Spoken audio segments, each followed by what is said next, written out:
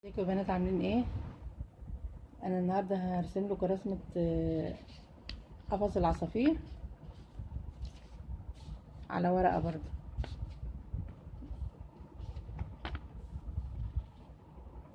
بسم الله الرحمن الرحيم.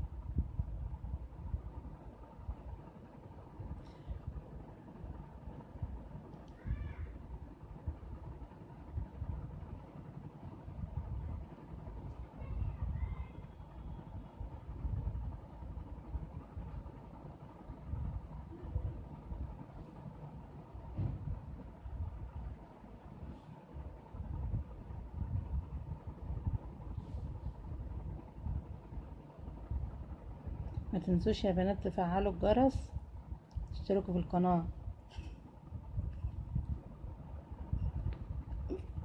علشان الفيديوهات اللي بنزلها تجيلكم على طول.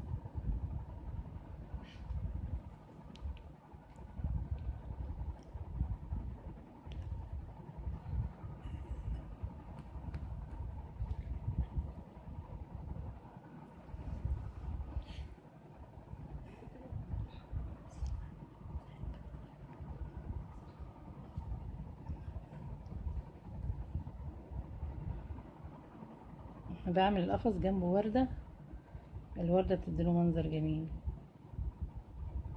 يعني بندلع القفص شويه.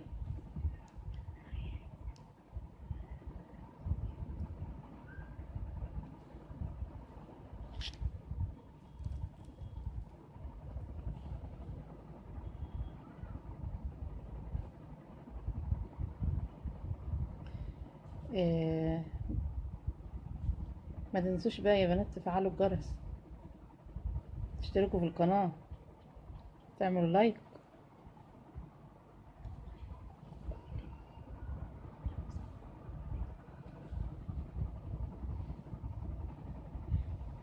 عشان يوصلكوا كل حاجة جديدة يعني ان شاء الله.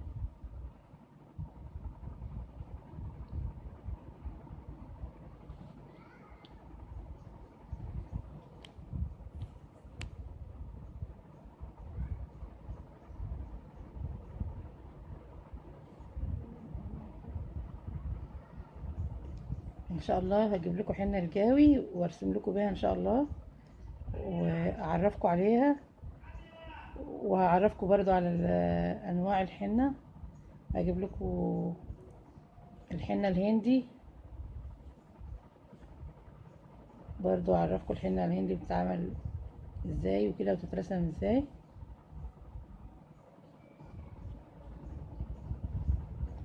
وفي حنة بلدي برضو، وحنة سعودي، حنة سوداني، في انواع كتير من الحنة.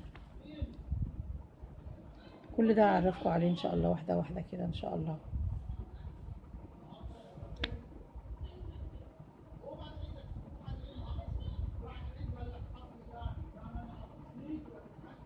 رسمة قفص العصافير دي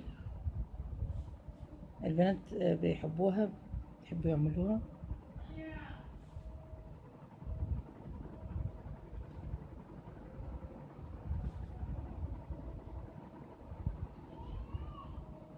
بس ما تنفعش تتعمل على الايد، في رسمة صغيرة بتتعمل على الايد هبقى اعملها لكم برضو، بتاعت قفص عصافير، بتبقى صغيرة عن دي. لكن دي رسمة كبيرة فبتتحط في على الكتف مثلا، تتحط على الرجل، حسب ما العروسة تحب تعملها يعني ان شاء الله.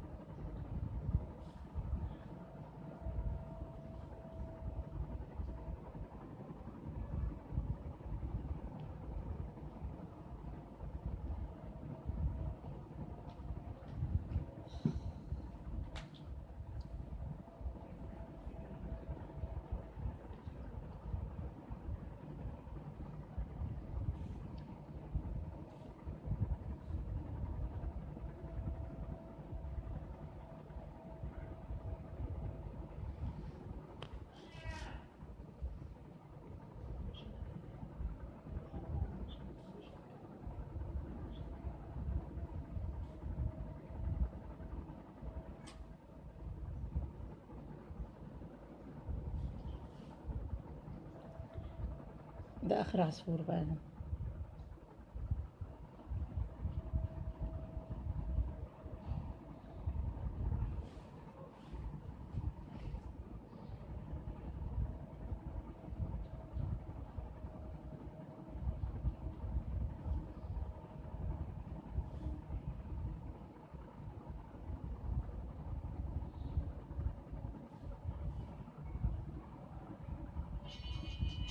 كده تبقى خلصت الرسمة بقى.